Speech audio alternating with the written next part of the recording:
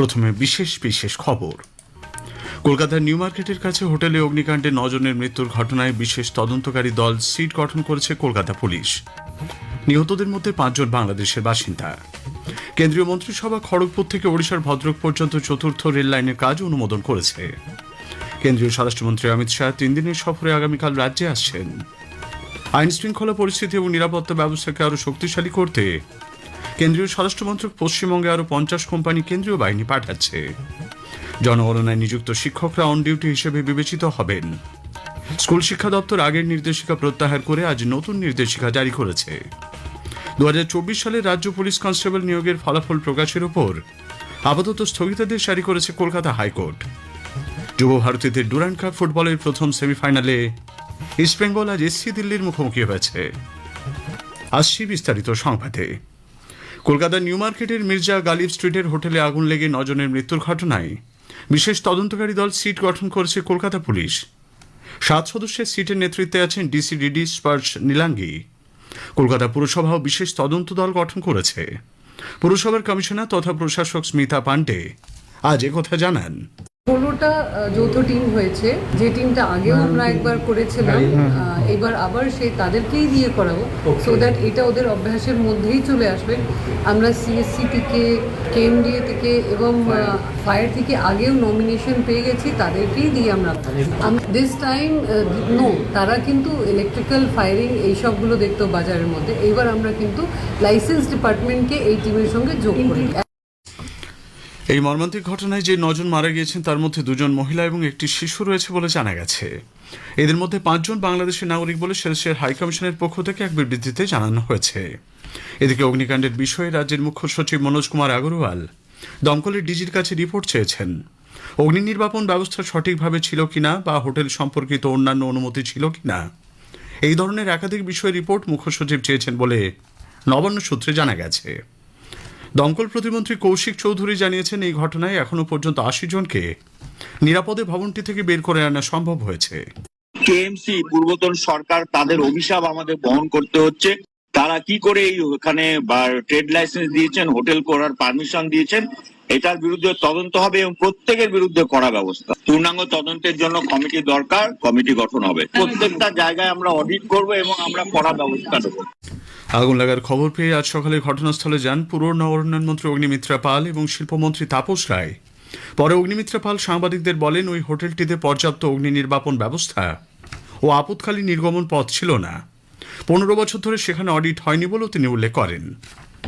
80 জনকে বাঁচানো গেছে। আজকে পুলিশ এবং ফায়ার ব্রিগেড দুর্দান্ত কাজ করেছে, কিন্তু এই ধরনের যারা হোটেল চালাচ্ছে, ট্রেড লাইসেন্স কি করে পেলো, সিএসসি কি করে পারমিশন দিল, কারেন্ট দিল কি করে, ফায়ার লাইসেন্স কি করে পেলো, এগুলো দেখার বিষয়। পিছনে ফায়ার এক্সিট নাকি ছিল, আমরা শুনছিলাম সেখানে একটা বাড়ি বানিয়ে দিয়েছে। কোলাপসিবল গেট গুলো বন্ধ থাকে, এখানে বন্ধ ছিল কিনা বলতে পারবো না। তাই তদন্ত হোক এবং নিশ্চিন্ত থাকুন, আমাদের শুধু 100 দিন হয়েছে। এই হোটেলের ম্যানেজারকে আটক করে জিজ্ঞাসাবাদ করা হচ্ছে, মালিকের খোঁজ মেলেনি। রাষ্ট্রপতি দ্রৌপদী মুর্মু, উপরাষ্ট্রপতি সিপি রাধাকৃষ্ণন এবং প্রধানমন্ত্রী নরেন্দ্র মোদী এই ঘটনায় গভীর শোক প্রকাশ করেছেন। ভয়াবহ অগ্নিকাণ্ডে প্রাণহানির ঘটনায় গভীর শোক প্রকাশ করেছেন রাজ্যপাল RN রবি। এক বিবৃতিতে তিনি নিহতদের পরিবারের প্রতি আন্তরিক সমবেদনা জানান এবং আহতদের দ্রুত আরোগ্য কামনা করেন। এই ঘটনায় নিহতদের পরিবারের প্রতি গভীর সমবেদনা জানিয়ে মুখ্যমন্ত্রী শুভেন্দু অধিকারী আজ সমাজ মাধ্যমে বলেন, এই দুর্ঘটনায় ত্রাণ উদ্ধার কাজের পাশাপাশি আহতরা যাতে সেরা চিকিৎসা পরিষেবা পান তা নিশ্চিত করতে প্রশাসনকে স্পষ্ট নির্দেশ দেওয়া হয়েছে। মির্জা গালিব স্ট্রিট এবং তারাপীঠের হোটেলে অগ্নিকাণ্ডের জন্য বিজেপি পূর্বতন তৃণমূল কংগ্রেস সরকারকেই দায়ী করেছে। কলকাতায় আজ এক সাংবাদিক বৈঠকে দলের মুখপাত্র দেবজিৎ সরকার বলেন, অগ্নি নির্বাপনের কোনো নিয়ম না মানলেও হোটেল এবং আবাসনগুলিকে ছাড়পত্র দেওয়া হয়েছে। যেসব জায়গায় যেভাবে পেছনের দরজা থাকা দরকার, ফায়ার এসকেপ থাকার দরকার হোটেলগুলোতে, সেগুলো হয় ছিল না অথবা বন্ধ করে রাখা হয়েছিল। তারাপীঠের ঘটনা বন্ধ ছিল, বহু জায়গাতে দরজা আটকানো অবস্থায় লোকেরা পুড়ে মরেছেন। সেটা বিগত সরকারের সময় আমরা দেখেছি, এই আনন্দপুরে যেটা হয়েছিল, তারাপীঠেও তাই আমরা দেখতে পেরেছি। কিন্তু পার্থক্যটা হচ্ছে যে এই সরকার সহানুভূতির সঙ্গে অতি দ্রুত বিষয়গুলির কাছে পৌঁছেছেন সংশ্লিষ্ট দপ্তরের মন্ত্রী কিংবা যারা রয়েছেন। রাজ্য জুড়ে বেআইনিভাবে গড়ে ওঠা হোটেল ও গেস্ট হাউসগুলির বিরুদ্ধে ব্যবস্থা নিতে হবে বলে কংগ্রেস নেতা অধীর রঞ্জন চৌধুরী মন্তব্য করেছেন। ওটা কলকাতাতে এরকম কত শত যৌতুগৃহ তৈরি হয়ে বসে আছে আগুন লাগার অপেক্ষায়, তাই আমাদের দেখতে হবে গোটা কলকাতা শহর জুড়ে একটা ব্যবস্থা করা, একটা সার্ভে করা হোক যে কোন কোন এলাকায় কোন কোন বাড়ি আজ বিপজ্জনক অবস্থা দাঁড়িয়ে আছে আগুন লাগার ক্ষেত্রে। এদিকে প্রদেশ কংগ্রেস সভাপতি শুভঙ্কর সরকার আজ অগ্নিকাণ্ডে ক্ষতিগ্রস্ত হোটেলটি পরিদর্শনে যান। কেন্দ্রীয় মন্ত্রিসভা পশ্চিমবঙ্গের খড়গপুর থেকে ওড়িশার ভদ্রক পর্যন্ত চতুর্থ রেল লাইনের কাজ অনুমোদন করেছে। নতুন দিল্লিতে আজ মন্ত্রিসভার বৈঠকের পর তথ্য ও সম্প্রচার মন্ত্রী অশ্বিনী বৈষ্ণব কথা জানান। তিনি বলেন, মন্ত্রিসভা আজ মোট 5টি গুরুত্বপূর্ণ সিদ্ধান্ত নিয়েছে। এর মধ্যে আছে রেলের 4টি এবং একটি সড়ক প্রকল্প। কেন্দ্রীয় স্বরাষ্ট্রমন্ত্রী অমিত শাহ 3 দিনের সফরে আগামীকাল রাজ্যে আসছেন। উত্তরবঙ্গে প্রশাসনিক বৈঠক সহ তাঁর একাধিক কর্মসূচিতে যোগ দেবার কথা। এছাড়াও সীমান্ত নিরাপত্তার সঙ্গে সংশ্লিষ্ট বেশ কিছু প্রকল্পের সূচনা করবেন তিনি। শুক্রবার 21 আগস্ট শিলিগুড়ির কাওয়াখালীতে নতুন ফৌজদারি আইন বিষয়ে 5 দিনের একটি বিশেষ ন্যায় সংহিতা প্রদর্শনীর উদ্বোধন করবেন শ্রী শাহ। সফরকালে স্বরাষ্ট্রমন্ত্রী সীমান্তবর্তী এলাকার নিরাপত্তা ব্যবস্থা পর্যালোচনার পাশাপাশি সীমান্ত লাগোয়া জেলাগুলিতে নগদ অর্থের অবৈধ লেনদেন রুখতে জেলা শাসকদের নিয়ে গুরুত্বপূর্ণ বৈঠক করবেন। এদিকে রাজ্যের আইন শৃঙ্খলা পরিস্থিতি ও নিরাপত্তা ব্যবস্থাকে আরও শক্তিশালী করতে কেন্দ্রীয় স্বরাষ্ট্র মন্ত্রক পশ্চিমবঙ্গে আরও 50 কোম্পানি কেন্দ্রীয় বাহিনী পাঠাচ্ছে। বিএসএফ, এসএসবি এবং সিআরপিএফ থেকে নেওয়া এই বাহিনীকে সীমান্তবর্তী আলিপুরদুয়ার, মুর্শিদাবাদ, বনগাঁ, ঝাড়গ্রাম এবং দক্ষিণ দিনাজপুরের মতো জেলায় মোতায়েন করা হবে বলে জানা গেছে। দক্ষিণবঙ্গের জেলাগুলিতে বন্যা পরিস্থিতি সরেজমিনে পরিদর্শন করতে আগামীকাল পশ্চিম মেদিনীপুরের সবং এবং হুগলির আরামবাগ যাচ্ছেন মুখ্যমন্ত্রী শুভেন্দু অধিকারী। বন্যা কবলিত এলাকার পরিস্থিতি পরিদর্শনের পাশাপাশি বন্যার্ত মানুষের সঙ্গে তিনি কথা বলবেন। প্রথমে পশ্চিম মেদিনীপুরের সবং যাবেন মুখ্যমন্ত্রী, সেখান থেকে তাঁর আরামবাগ যাওয়ার কথা। বিধায়কদের বন্যা দুর্গত এলাকায় গিয়ে সাধারণ মানুষের পাশে দাঁড়ানোরও নির্দেশ দেওয়া হয়েছে।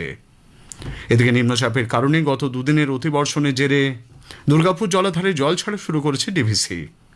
আজ সন্ধ্যে 6টায় পাওয়া খবর অনুযায়ী 39,709 কিউসেক হারে জল ছাড়ছে ডিভিসি। এদিকে পূর্ব মেদিনীপুর জেলায় বন্যা পরিস্থিতি সামগ্রিকভাবে উন্নতি হয়েছে। ধর্মীয় ভাবাবেগে আঘাতের মতো আপত্তিকর মন্তব্যের অভিযোগে কৃষ্ণনগরের সাংসদ মহুয়া মৈত্রের বিরুদ্ধে গ্রেপ্তারি পরোয়ানা জারি হয়েছে। নদিয়ার কৃষ্ণনগরের 3য় জুডিশিয়াল ম্যাজিস্ট্রেটের এজলাসে দায়ের হওয়া এক মামলায় এই নির্দেশ দেওয়া হয়েছে। প্রধানমন্ত্রী নরেন্দ্র মোদী রবিবার 30 আগস্ট আকাশবাণীতে মন কি বাত অনুষ্ঠানে দেশ বিদেশের মানুষের সঙ্গে তাঁর চিন্তাভাবনা ভাগ করে নেবেন। এটি হবে মাসিক এই বেতার অনুষ্ঠানের 137তম পর্ব।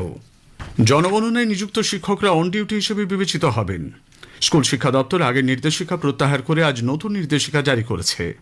জেলা প্রাথমিক শিক্ষা পর্ষদের সভাপতিদের পাঠানোর নির্দেশিকায় বলা হয়েছে যে জনগণনায় নিযুক্ত শিক্ষকদের এমনভাবে কাজে লাগাতে হবে যাতে স্কুলের পঠন পাঠন বিঘ্নিত না হয়।